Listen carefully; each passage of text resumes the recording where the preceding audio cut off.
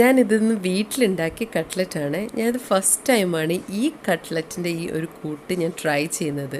കാച്ചിലും chicken വെച്ചാണ് ഉണ്ടാക്കിയേക്കുന്നത്. അപ്പം ഞാനിതൊന്ന് ട്രൈ ചെയ്ത് നോക്കട്ടെ എങ്ങനെ ഉണ്ടായിരിക്കും ഇതിൻ്റെ ടേസ്റ്റെന്ന്. അടിപൊളി. ഞാൻ പ്രതീക്ഷക്കാട്ടി സൂപ്പ് കിട്ടില്ലെന്ന് കേട്ടോ. അപ്പം നിങ്ങളെല്ലാവരും ഇതൊന്ന് ട്രൈ ചെയ്യണേ. ഹലോ, അസ്സാം വലൈക്കും. എല്ലാവരും സുഖവും സന്തോഷമായിട്ടിരിക്കുന്നു വിശ്വസിക്കുന്നു. എല്ലാവർക്കും എൻ്റെ റമദാൻ മുബാറക്. ഇന്ന് 5-ാം നോയമ്പാണ്. നോയമ്പൊക്കെ എല്ലാവരും നല്ല രീതിയിൽ പിടിക്കുന്നു വിശ്വസിക്കുന്നു. അപ്പോൾ ഇഫ്താറിന് വേണ്ടി നിങ്ങൾ അടിപൊളി സ്നാക്സൊക്കെ റെഡിയാക്കുന്നതെന്ന് എനിക്കറിയാം. ഞാൻ ഒരു അടിപൊളി ഒരു സ്നാക്ക് റെഡിയാക്കിയിട്ടുണ്ട്. ഞാൻ ഫസ്റ്റ് ടൈം ഉണ്ടാക്കിയ സ്നാക്കാണ്. നല്ല ചിക്കനും നല്ല കാച്ചിലൊക്കെ വെച്ചുണ്ടാക്കിയ ഒരു കട്ട്ലറ്റ്. അപ്പം ഞാൻ അതെങ്ങനെ ഉണ്ടാക്കിയെന്ന് നിങ്ങൾക്ക് കാണിച്ചു തരാം. പിന്നെ ഈ വീഡിയോ കാണുന്നതിന് മുമ്പ് ഇതുവരെ സബ്സ്ക്രൈബ് ചെയ്യാത്തവർ ഒന്ന് സബ്സ്ക്രൈബ് ചെയ്തേക്കണേ. പിന്നെ ആദ്യമായിട്ടാണ് എൻ്റെ വീഡിയോസ് കാണുന്നതെങ്കിൽ അവരും കൂടി ഒന്ന് സബ്സ്ക്രൈബ് ചെയ്തിട്ട് കാണണേ. അതിനുവേണ്ടി ഞാനിവിടെ ഒരു 400 ഗ്രാം ചിക്കൻ എടുത്തിട്ടുണ്ട്. അത് നല്ലപോലെ കഴുകി വൃത്തിയാക്കി കട്ട് ചെയ്ത് വെച്ചിട്ടുള്ള ചിക്കനാണ്. അതിനകത്തോട് ഞാനൊരു 1/2 ടീസ്പൂൺ മഞ്ഞൾപ്പൊടി, ഒരു 1/2 ടീസ്പൂൺ ഉപ്പ്, പിന്നെ ഒരു 1/2 ടീസ്പൂൺ കുരുമുളക് പൊടി, പിന്നെ ആവശ്യത്തിന് വെള്ളം ഒഴിച്ചു കൊടുത്തിട്ടുണ്ട്. അതെല്ലാം കൂടെ നമുക്ക് ഒന്ന് കുക്കറിൽ ഒരു 4 വിസിൽ വരുന്നിടം വരെ നമുക്ക് കുക്ക് ചെയ്തെടുക്കാം. പിന്നെ നമുക്ക് വേണ്ട മെയിൻ ഇൻഗ്രീഡിയൻ്റ് എന്ന് പറയുമ്പോൾ ഇത് കാച്ചിലാണ്. ഇത് വീട്ടിലുണ്ടായ കാച്ചിലാണ്. ഇത് നമുക്കൊന്ന് നല്ലപോലെ കഴുകി വൃത്തിയാക്കിയിട്ട് തൊലിയൊക്കെ കളഞ്ഞ് 3-4 കഷ്ണമാക്കിയിട്ട് നമുക്ക് കുക്കറിൽ ഒരു 6 വിസിൽ വരുന്നിടം വരെ ഒന്ന് വേവിക്കാൻ വെക്കുക. ഇത് മാഷ് ചെയ്തെടുക്കേണ്ടത്, അതുകൊണ്ടാണ് ഞാനൊരു 6 വിസിൽ വരെ കുക്കറിൽ വേവിക്കാൻ വെക്കുന്നത്.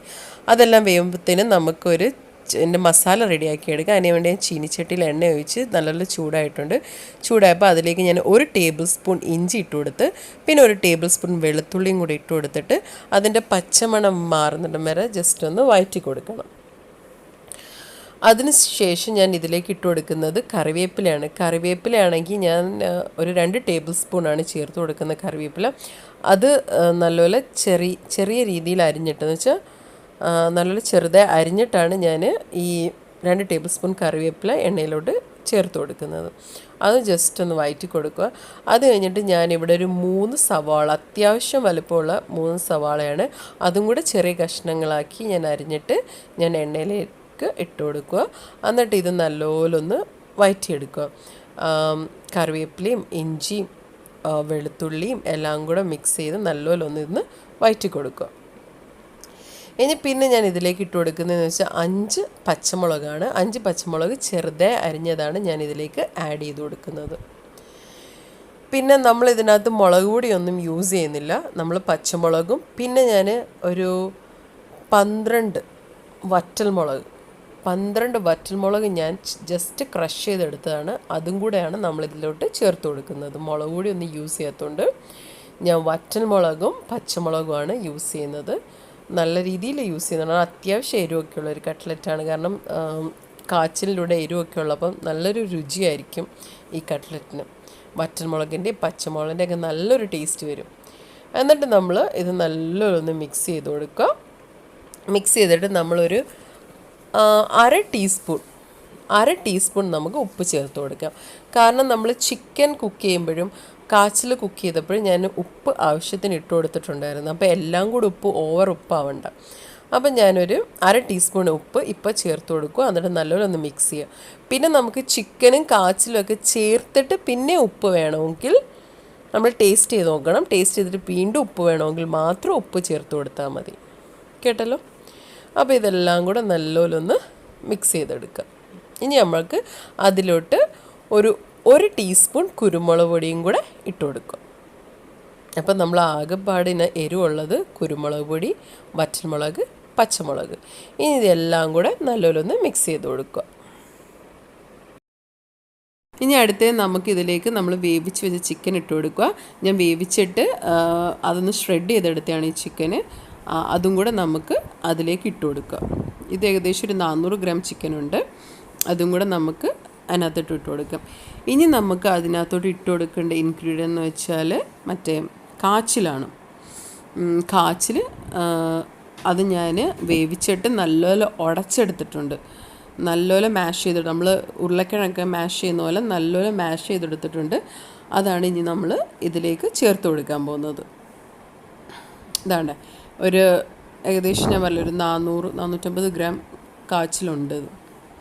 അത് നമ്മൾ നല്ലോണം ഉടച്ചെടുത്തതാണ്. അത് നമുക്ക് ഇതിലേക്ക് ചേർത്ത് കൊടുക്കാം.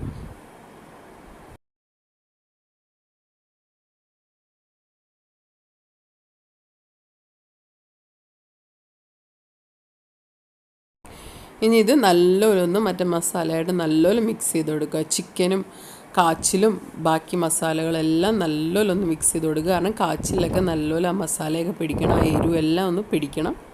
ഈ സമയത്ത് എല്ലാ മസാലയെല്ലാം മിക്സ് ചെയ്ത് കഴിഞ്ഞിട്ട് നമുക്കൊന്ന് ഉപ്പ് നോക്കാവുന്നേ ഉള്ളൂ. ഉപ്പിലെ വീണ്ടും ഉപ്പ് ഇട്ട് കൊടുക്കണം. പിന്നെ ഇതിനകത്ത് ഗരം മസാല ഞാൻ ആദ്യം ചേർത്തില്ല, ലാസ്റ്റാണ്. ഇത് ഓഫ് ചെയ്തതിൻ്റെ മുമ്പേ ഞാൻ ജസ്റ്റ് ഗരം മസാല ചേർത്തിട്ട് ഇത് ഓഫ് ചെയ്യത്തുള്ളൂ. ഇത്രയേ ഉള്ളൂ. വളരെ എളുപ്പമാണ്. നമ്മൾ സാധാരണ കട്ട്ലറ്റ് ഉണ്ടാക്കുന്ന പോലെ ഞാൻ ഉരുളക്കിഴങ്ങിന് പകരം കാച്ചിൽ ചേർത്തന്നേ ഉള്ളൂ. ഇനി ഇതാണ് ഈ സമയത്താണ് ഞാൻ നല്ലപോലെ മിക്സ് ചെയ്ത് വെച്ച് ഈ സമയത്താണ് ഞാൻ ഒരു 1/2 ടീസ്പൂൺ ഗരം മസാലയും കൂടെ ആഡ് ചെയ്ത് ഇനി ഇതെല്ലാം കൂടെ നല്ലോണം ഒന്ന് മിക്സ് ചെയ്യുക. മിക്സ് ചെയ്തിട്ട് നമുക്ക് സ്റ്റൗ ഓഫ് ചെയ്യാം. അപ്പോൾ നമ്മുടെ കട്ട്ലറ്റിൻ്റെ മസാല റെഡിയാണ്.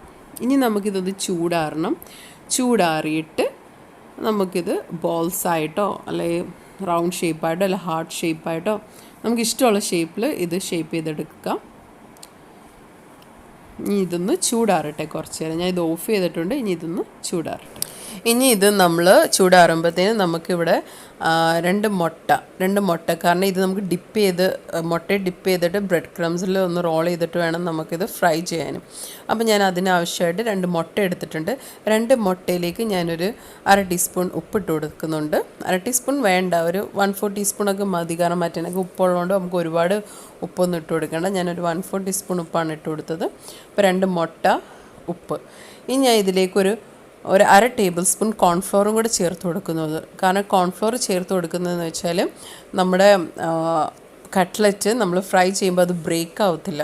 അപ്പം ഒരു ടിപ്പാണ്, കോൺഫ്ലോർ ചേർത്ത് കൊടുത്താൽ അതിൽ ഡിപ്പ് ചെയ്തെടുത്താൽ നമ്മുടെ കട്ട്ലറ്റ് ഒന്ന് ബ്രേക്ക് ആവാതിരിക്കും. പിന്നെ ഞാൻ ബ്രെഡ് ക്രംസ് കുറച്ച് എടുത്തിട്ടുള്ളൂ. കാരണം നമ്മളൊന്ന് ഡിപ്പ് ചെയ്തിട്ട് പിന്നെ നമുക്ക് ബ്രെഡ് ക്രംസ് യൂസ് ചെയ്യാൻ പറ്റത്തില്ല. അപ്പോൾ വെറുതെ എല്ലാം കൂടെ എടുത്ത് കളയേണ്ട ആവശ്യമില്ല. അപ്പോൾ കുറച്ച് എടുത്തിട്ട് ഡിപ്പ് ചെയ്ത് ഇനിയും വേണമെങ്കിൽ പിന്നെ നമുക്ക് കുറേശ്ശെ ഇട്ട് കൊടുത്താൽ മതി. ഇനി കട്ട്ലറ്റിൻ്റെ മസാല എല്ലാം തണുത്ത് കഴിഞ്ഞ് ഇനി ഞാൻ ബോൾസാക്കിയാണ് എടുക്കുന്നത്. കയ്യിൽ കുറച്ച് എണ്ണ തടവിട്ട് വേണം അത് ബോൾസാക്കി എടുക്കാൻ, അല്ലെ കയ്യിലോട്ട് പിടിക്കും. അങ്ങനെ താണ്ട് ഈ ഒരു രൂപത്തിൽ, ഈ ഒരു വലുപ്പത്തിലാണ് ഞാൻ എടുത്തേക്കുന്നത്. ഇങ്ങനെ ചെറിയ ചെറിയ ബോൾസാക്കി എടുക്കുക. എനിക്ക് ഏകദേശം ഇവിടെ ഒരു 25 ബോൾസാണ് കിട്ടിയിരിക്കുന്നത്, ഈ ഒരു വലിപ്പമായതുകൊണ്ട്. പിന്നെ നിങ്ങൾക്ക് ഇനിയും കൂടുതൽ വലിപ്പം എടുക്കുകയാണെങ്കിൽ നമ്മുടെ ബോൾസിൻ്റെ എണ്ണം കുറയും. 20 ബോൾസ്. പിന്നെ നമ്മൾ ഹാർട്ട് ഷേപ്പിലോ റൗണ്ട് ഷേപ്പിലോ ഒക്കെ എടുക്കുകയാണെങ്കിൽ ഇച്ചിരി കൂടെ വലുതായിട്ടൊക്കെ എടുക്കും. അപ്പം ചിലപ്പം 15 അങ്ങനത്തെ ബോൾസൊക്കെ കിട്ടണം. എനിക്കാണെങ്കിൽ അത്യാവശ്യം വലിപ്പമുള്ളവരെ ഞാൻ ഉണ്ടാക്കിയത്. അപ്പോൾ 25 ബോൾസാണ് എനിക്ക് കിട്ടിയത്. ഇതേപോലെ ബാക്കിയുള്ള മസാല വെച്ച് നമുക്കൊരു ബോൾസാക്കി എടുക്കാം.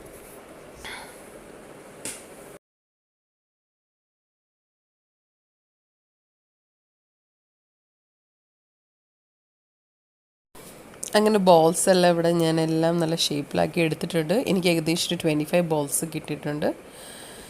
അപ്പോൾ ഇനി നമുക്കിതൊന്ന് എഗ്ഗിലും മറ്റേ ബ്രെഡ് ക്രംസിലൊന്ന് ഡിപ്പ് ചെയ്തെടുക്കാം. അപ്പോൾ ഞാൻ ആദ്യം എഗ്ഗിലൊന്ന് ഡിപ്പ് ചെയ്തെടുത്ത് എന്നിട്ട് ബ്രെഡ് ക്രംസിലൊന്ന് റോൾ ചെയ്തെടുക്കണം. നമ്മൾ ഒരേ സെയിം ഹാൻഡ് വെച്ച് തന്നെ എഗ്ഗിലും ബ്രെഡ് ക്രംസിലോട്ട് ആക്കരുത്. അങ്ങനെ ആക്കിയാൽ എഗ്ഗിൻ്റെ ഇത് ബ്രെഡ് ക്രംസ് വീണിട്ട് ബ്രെഡ് ക്രംസ് ഒരുമാതിരി വെറ്റായി പോവും. പിന്നെ നമുക്കത് ബുദ്ധിമുട്ടായിരിക്കും അത് റോൾ ചെയ്തെടുക്കാൻ. അപ്പം ഒരു കൈ വെച്ച് നമ്മൾ കട്ട്ലറ്റ് എഗ്ഗിൽ ഡിപ്പ് ചെയ്യുക. പിന്നെ മറ്റേ കൈ വെച്ച് നമ്മളൊന്ന് റോൾ ചെയ്തെടുക്കുക. പിന്നെ നിങ്ങൾക്ക് ലെഫ്റ്റ് ഹാൻഡ് യൂസ് ചെയ്യാൻ ബുദ്ധിമുട്ടാണെങ്കിൽ ഒരു സ്പൂൺ എടുത്താലും മതി. സ്പൂൺ എടുത്തിട്ട് റോൾ ചെയ്തെടുക്കുക. അങ്ങനെ നമ്മുടെ വീട്ടിൽ തന്നെ നമ്മുടെ കുട്ടികൾക്കോ ഹസ്ബൻഡിനും ഒക്കെ അല്ലേ കൊടുക്കുന്നത്. സെയിം നമ്മളെന്തായാലും കൈകൾ നല്ല വാഷ് ചെയ്തിട്ടാണ് ഇപ്പോൾ എല്ലാം ചെയ്യുന്നത്. നേരത്തെയെല്ലാം അങ്ങനെ തന്നെ ചെയ്യുന്നത് ഫുഡ് ഉണ്ടാക്കുമ്പോൾ. അപ്പം കുഴപ്പമൊന്നുമില്ല. അപ്പം എല്ലാം ഇതുപോലെ എഗ്ഗിലും ബ്രെഡ് ക്രംസിലും ചെയ്തെടുക്കുക. അങ്ങനെ ബോൾസ് എല്ലാം നമ്മൾ എഗ്ഗിലും പിന്നെ ബ്രെഡ് ക്രംസിലെല്ലാം ഡിപ്പ് ചെയ്ത് വെച്ചിട്ടുണ്ട്. ഇനി നമുക്കിത് കുറച്ച് ഒരു 20 മിനിറ്റ് ഒന്ന് ജസ്റ്റ് ഫ്രിഡ്ജ് വെക്കാം, അല്ലെങ്കിൽ ഫ്രീസറിൽ വെച്ചാലും മതി. കാരണം അത് നല്ല ഇതായിട്ട് കിട്ടും. അപ്പോൾ ഫ്രൈ ചെയ്യുമ്പോൾ പെട്ടെന്ന് ഒടിഞ്ഞു പോകത്തില്ല. ഇനി ഞാൻ അതെല്ലാം ഫ്രീസറിലെല്ലാം വെച്ചിട്ട് എടുത്തിട്ടുണ്ട്. ഇനി ഞാൻ ചിരിച്ചടി ചൂടാക്കി എണ്ണ ആവശ്യത്തിന് ഒഴിച്ചു കൊടുത്ത് എന്നിട്ട് നമുക്ക് ഓരോ ബോൾസും അങ്ങോട്ട് ഇട്ട് കൊടുക്കാം. ഞാനൊരു ഹൈ ഫ്ലെയിമിലൊന്നും വെച്ചിട്ടില്ല, ഒരു മീഡിയം ഫ്ലെയിമിലാണ് വെച്ചിരിക്കുന്നത്. എണ്ണ നല്ലപോലെ ചൂടായിട്ടാണ് ഞാൻ മീഡിയം ഫ്ലെയിമിൽ വെച്ചിട്ടുള്ളത്. നമുക്ക് ഒരുപാട് ടൈമൊന്നും എണ്ണയിലിട്ട് ഇതാക്കണ്ട, കാരണം എല്ലാം വെന്ത സാധനമായതുകൊണ്ട് നമുക്ക് ജസ്റ്റ് ഒന്ന് ബ്രൗൺ ആയി കിട്ടിയാൽ മതി. കാരണം ബാക്കിയെല്ലാം വെന്തതാണ്. ജസ്റ്റ് ആ മുട്ടയും ബ്രെഡ് ക്രംസ് ഒന്നും മുരിയാൻ വേണ്ടി മാത്രം നമുക്കുള്ള ടൈം മതി. പിന്നെ എന്താണെന്ന് വെച്ചാൽ ഞാൻ ഒരുപാട് എണ്ണ ഇതിനകത്ത് ഒഴിച്ചിട്ടില്ല. കാരണം നിങ്ങൾക്ക് അറിയാവുന്ന കാര്യം, കട്ട്ലറ്റൊക്കെ ഫ്രൈ ചെയ്യുമ്പോൾ ബ്രെഡ് ക്രംസിൻ്റെ പൊടി എണ്ണയിലാവും. അപ്പോൾ നമുക്ക് പിന്നെ ആ എണ്ണ യൂസ് ചെയ്യാൻ പറ്റത്തില്ല, നമ്മൾ കളയേണ്ടി വരും. അപ്പോൾ കുറച്ച് എണ്ണ ഒഴിച്ചിട്ടേ കട്ട്ലറ്റൊക്കെ ഫ്രൈ ചെയ്യാവുള്ളൂ. അത് മിക്ക എല്ലാവർക്കും അറിയാവുന്ന കാര്യം തന്നെ ആയിരിക്കും. ഇനി ഇതാണ്ട് ബോൾസ് എല്ലാം നല്ലപോലെ ബ്രൗണൊക്കെ ആയിട്ടുണ്ട്. നമുക്കിനി ഇതിന്ന് എണ്ണയിൽ നിന്ന് എടുക്കാം.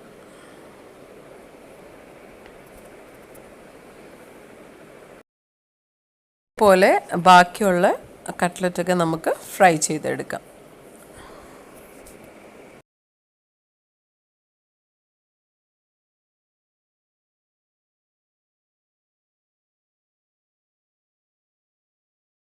അപ്പോൾ ബോൾസ് കട്ട്ലറ്റ് എല്ലാം റെഡി ആയിട്ടുണ്ട്. അപ്പോൾ നമുക്കൊരു സെർവിങ് പ്ലേറ്റിലോട്ട് ഞാൻ വെച്ചിട്ടുണ്ട്. കെച്ചപ്പാണ് എൻ്റെ ബെസ്റ്റ് കോമ്പിനേഷൻ. കെച്ചപ്പായിട്ട് നമ്മളിത് കഴിക്കാൻ പോവാണ്. ഇനി നമുക്ക് ഇതിൻ്റെ ടേസ്റ്റ് ഒന്ന് നോക്കാം എങ്ങനെ ഉണ്ടെന്ന്. ഇതിൻ്റെ ടേസ്റ്റ് നല്ല മുരിഞ്ഞിട്ടൊക്കെ ഉണ്ട്. ഇനി ഞാനിതൊന്ന് പൊളന്ന് നോക്കട്ടെ. അതായത് നോക്കിയാൽ നല്ല വറ്റൽ മുളകിൻ്റെ ആ കളറും പച്ചമുളകിൻ്റെ ആ കളർ നല്ല ഭംഗിയുണ്ട് കാണാൻ. വേണ്ട ഒന്ന് കഴിച്ചു നോക്കട്ടെ.